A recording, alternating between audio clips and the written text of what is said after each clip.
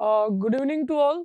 और आज के इस लेक्चर में हम बात करेंगे क्लास 10th कोर्स बी का एक बहुत ही बेहतरीन भाग, जिसको हम कह सकते हैं पद्य भाग। पद्य भाग के अंदर जितनी भी कविताएं स्पर्श के अंदर जो कि हमारे पाठ्यक्रम में शामिल की गई है, उनकी कुछ एक एक कविताओं का हम अध्ययन करने जा रहे हैं। और देखते हैं इसमें पहली जो कविता है इस पद्य भाग के अंदर मनुष्यता, और मनुष्यता इस कविता के बारे में ही हम आज अध्ययन करेंगे कि ये जो कविता है मनुष्यता, इसके जो कवि हैं मिस्टर मैथिली शरण गुप्त, जो कि भारत के राष्ट्र कवि के रूप में भी विख्यात हैं। इनको राष्ट्र कवि के रूप में भी जाना जाता है, इनको राष्ट्र कवि के रूप में भी जाना जाता है। तो भारत के राष्ट्र कवि के रूप में मनुष्यता के लिए इन्होंने कविता लिखी। और मनुष्यता का मतलब हुआ कि मानवता या इंसानियत। अब मानवता या इंसानियत के लिए जितनी भी चीजें जो दी गई है, मानवता या इंसानियत के लिए जितने भी उदाहरण, जितने भी दृष्टांत दिए गए, उन्हीं से रिलेटेड उन्होंने इस कविता के अंदर लिखा है। जैसा कि इसका जो पहला भाग है, पहले के अंदर इन्होंने दिया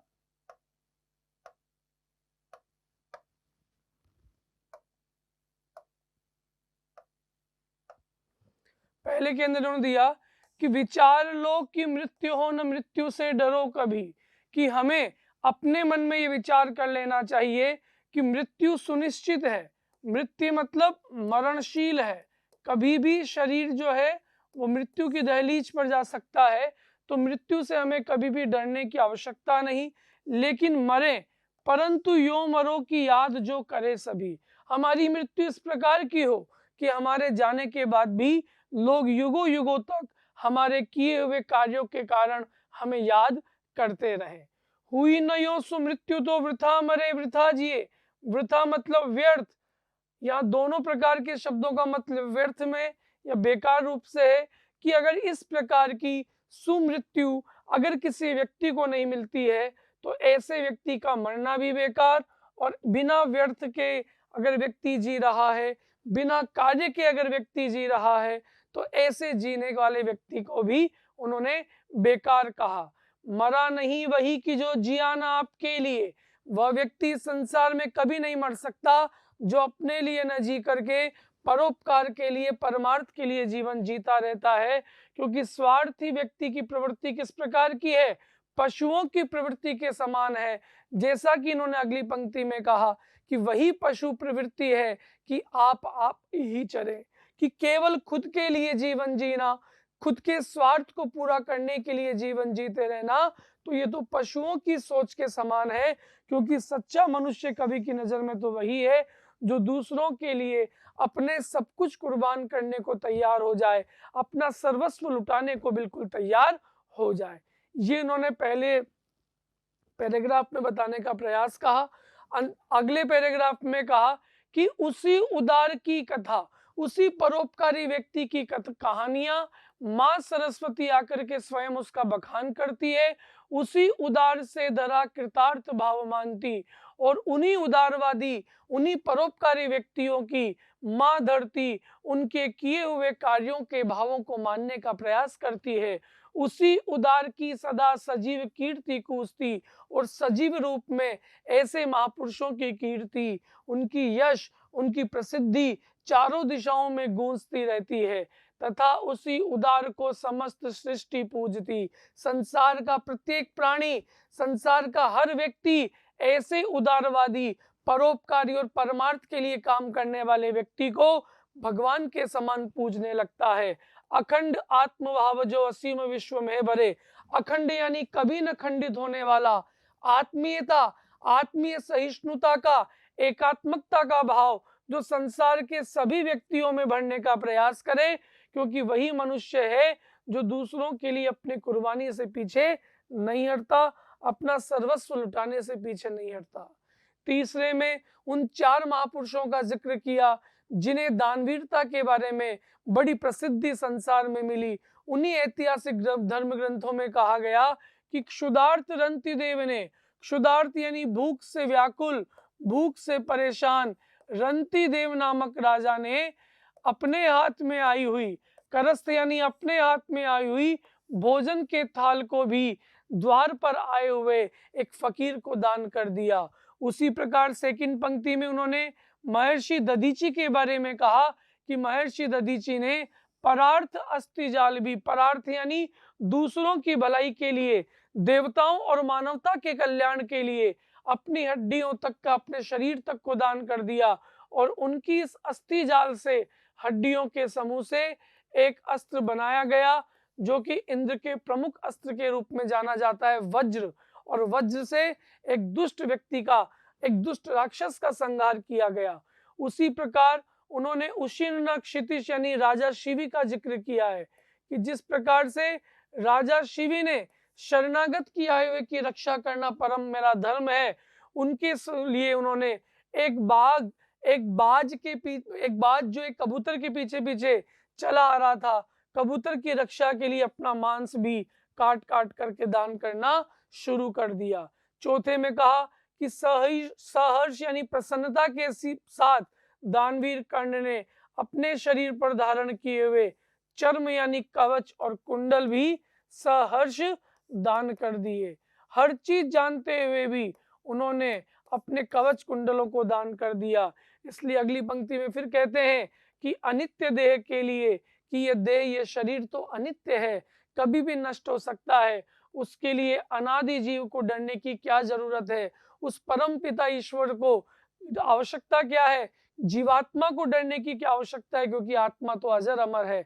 इसलिए हमें अपने शरीर पर इतना घमंड नहीं करना चाहिए, क्योंकि सच्चा मनुष्य तो वही होता है जो दूसरों के लिए अपने सर्वस्व कुर्बानी करने से पीछे नहीं हटता, तन मन धन से परोपकार और परमार्थ के लिए कार्य करता रहता है। सहानुभूति चाहिए, हर व्यक्ति के प्रति सहानुभूति का भाव, सांत्वना का भाव जो व्यक्ति रखता है, उसे ही उन्होंने सबसे बड़ी संपत्ति, सबसे बड़ी पूंजी, सबसे बड़ी धन संपदा बताने का प्रयास किया है। महाविभूति का मतलब यहाँ संपत्ति से है। वशीकृता सदैव बनी हुई स्वयं मही, और स्वयं धरती माँ ऐसे लोगों के वश में हो जाती है जो निरंतर परमार्थ का कार्य करते रहते हैं, उनके प्रति वशीभूत हो जाती है, उनके प्रति आकर्षित हो जाती है। विरुद्धवाद बुद्ध का दया प्रवाह में बहा, महात्मा बुद्ध के दया का प्रवाह में जो व्यक्ति उनका विरोध कर रहे थे, वो भी गौतम बुद्ध के विचारों से प्रभावित होकर उनके सामने झुकने लगे, नतमस्तक होने लगे, विनीत होकर के वही लोक वर्ग, वही संसार का व्यक्ति उनके सामने झुकने लगा। अगले पंक्ति में कहा, अरे वही उदार है, वही करुणावान है जो निरंतर परमार्थ के लिए कार्य करता रहता है, जो परहित के लिए करुणा और दया पूर्वक कार्य करता रहता है, उससे ही उन्होंने उदारवादी कहा, क्योंकि वह व्यक्ति दूसरों की लिए अपने आप की परवाह न करते हुए निरंतर सर्वस्व कुर्बानी देने को तैयार बना रहता है। अगले में उन्होंने कहा, रहो न भूल के कभी मदांध तुच्छ वित्त में, कि हमें भूल कर भी मदांध तुच्छ वित्त यानी थोड़ा सा धन प्राप्त कर लेने पर, थोड़े से अधिक धन, थोड़ा अधिक धन संपदा यदि हम प्राप्त कर लेते हैं, तो धन संपदा प्राप्त कर लेने पर हमें कभी भी मन में मदांध यानी अहंकार नहीं करना चाहिए। सनात जान आपको करो न गर्व चित्त में, अपने आप को परिवार युक्त मानकर, अपने आप को सगे संबंधियों से युक्त मान करके कभी भी अपने चित्त यानी अपने हृदय में, चित्त शब्द का मतलब यहाँ पर हृदय के लिए या मन के लिए आया, तो अपने मन में कभी भी गर्व या घमंड नहीं करना चाहिए, क्योंकि अनाथ कौन है यहाँ, यहाँ अनाथ कौन है, त्रिलोकनाथ साथ हैं, तीनों लोकों के स्वामी परम पिता ईश्वर उन व्यक्तियों के साथ हैं जो कि दयालु है, दीन बंधु यानी गरीबों के रखवाले हैं, उनके बड़े विशाल हाथ हैं और अपने बड़े बड़े विशाल हाथों से वो सबको देने वाले हैं। अतीव भाग्यहीन है अधीर भाव जो करे, अगर इतना समझने के बावजूद भी वह व्यक्ति भाग्यहीन है, दुर्भाग्यशाली है, जो मन में अधीरता का भाव रखता है, जो मन में धैर्य और संयम का भाव नहीं रखता। क्योंकि सच्चा मनुष्य वही है जो दूसरों के लिए अपने आप की कुर्बानी देने से, अपना सर्वस्व देने से पीछे बिल्कुल नहीं हटता है। अनंत अंतरिक्ष में अनंत देव हैं खड़े, कि इस अंतरिक्ष में अनंत देवता उन परोपकारी व्यक्तियों के स्वागत के लिए खड़े हैं, जो उनके समक्ष ही अपनी स्वबाहु, अपनी बड़ी बड़ी भुजाओं को फैलाकर उनका गर्मजोशी के साथ स्वागत कर रहे हैं। अपनी बड़ी बड़ी भुजाओं को फैला करके उनका वार्म वेलकम कर रहे हैं। परस्पर अवलंब से उठो तथा बढ़ो सभी, एक दूसरे का सहारा बनकर, एक दूसरे को आश्रय देकर के उठो और देवताओं की शरण में जाने का प्रयास करो। अभी अमरते अंक में अपंक हो चढ़ो सभी।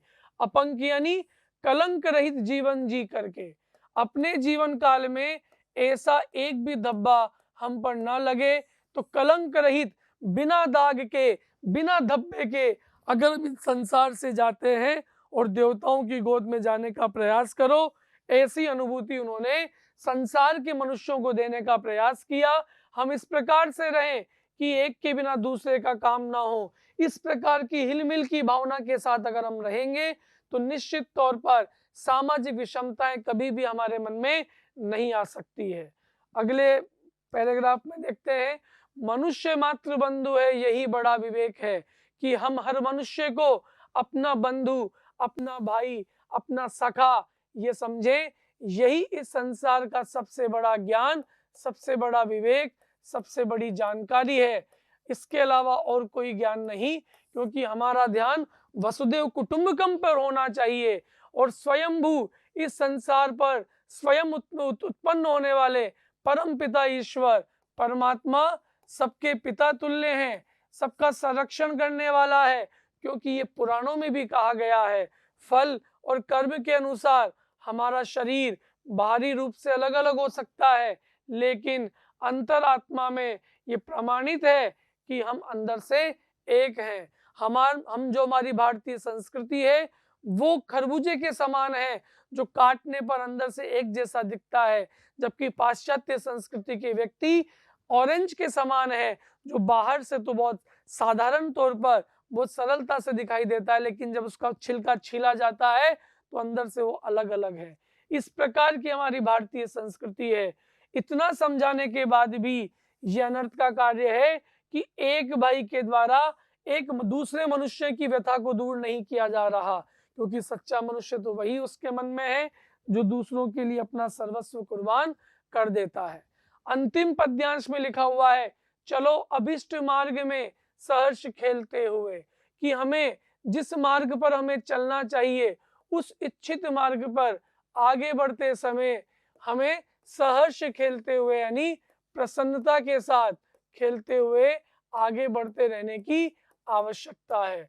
विपत्ति विघ्न यूं पड़े उन्हें ढकेलते हुए, कोई भी विपत्ति, कोई भी संकट अगर हमारे रास्ते में आए तो उनको दूर करते हुए, ढकेलना मतलब दूर करते हुए निरंतर आगे बढ़ते रहने की आवश्यकता है। कभी भी हमारे मन में हेल मेल यानी मिलनसार की भावना कम नहीं होनी चाहिए। बढ़े न भिन्नता कभी, कभी भी दो व्यक्तियों के बीच में भिन्नताएं ना हो।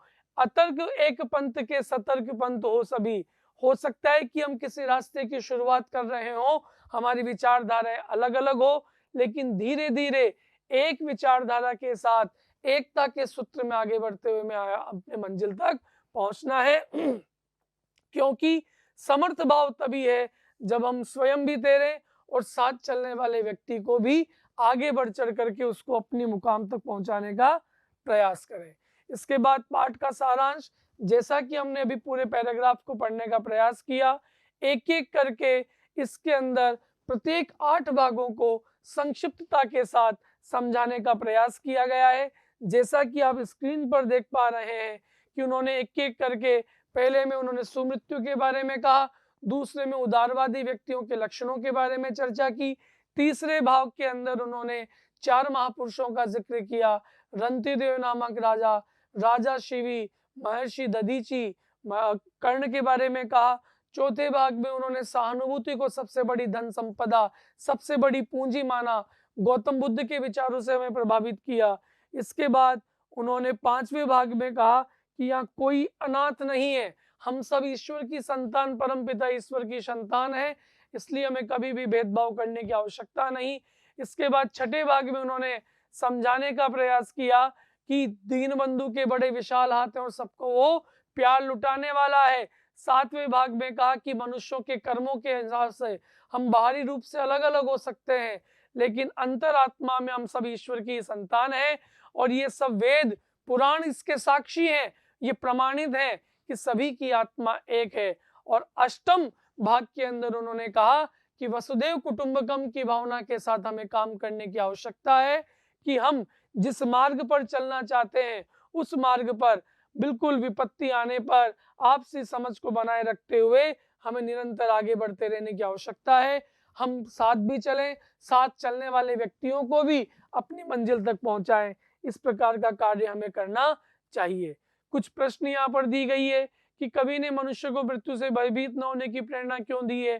क्योंकि मृत्यु तो आना सुनिश्चित है, इसलिए मृत्यु को सामने देख करके घबराने की बिल्कुल आवश्यकता नहीं, बल्कि डट करके अपने लक्ष्य की ओर बढ़ते रहने की हमें आवश्यकता है। क्योंकि जिस व्यक्ति ने जन्म लिया है उस व्यक्ति का तो मरना सुनिश्चित है, और जो व्यक्ति इस प्रकार का काम करके आगे बढ़ते हैं वो मरकर भी अमर हो जाते हैं।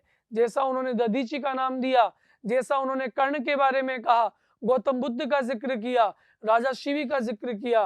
पृथ्वी से हमें क्या शिक्षा मिलती है कि पृथ्वी समस्त प्राणियों की माता के समान है, और वसुदेव कुटुंबकम, हम संपूर्ण पृथ्वी को अपना परिवार समझे। तो यहाँ पर मानवता के लिए जो अपना सर्वस्व न्यौछावर करने वाले महान मनुष्यों के कार्यों के बारे में आप बता सकते हो, चाहे दधीची के बारे में बताओ, चाहे कर्ण के बारे में बताओ, या राजा शिवी के बारे में बताओ, गौतम बुद्ध के बारे में बता सकते हो। मनुष्य और पशु में क्या अंतर है? मनुष्य कहलाने का सच्चा अधिकारी तो वही है जो अपने साथ साथ समाज के और व्यक्तियों का भी कल्याण करने के लिए हर समय तैयार रहे। और पहला प्रश्न का उत्तर था कि मनुष्य और पशु, कि मनुष्य अपने साथ साथ परिवार का कल्याण, समाज के कल्याण में रहता है, स्वार्थ के लिए जीवन नहीं जीता है।